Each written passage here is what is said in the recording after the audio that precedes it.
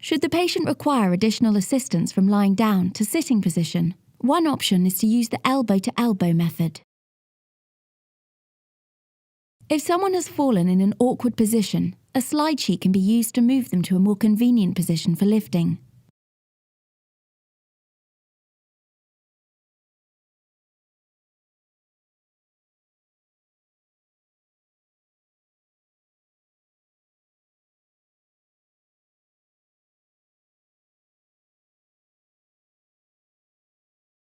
The ELK can be used to lift a patient onto a stretcher from the floor to trolley height, reducing the risk of injury to the paramedic.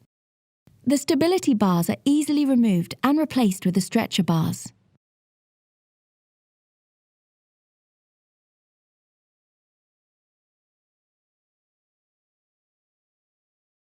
Using a slide sheet, the stretcher is moved across onto the ELK.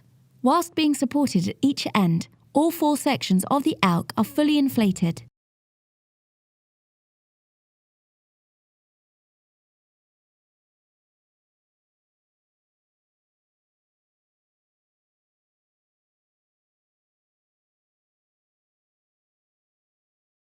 The stretcher can then be transferred to a trolley.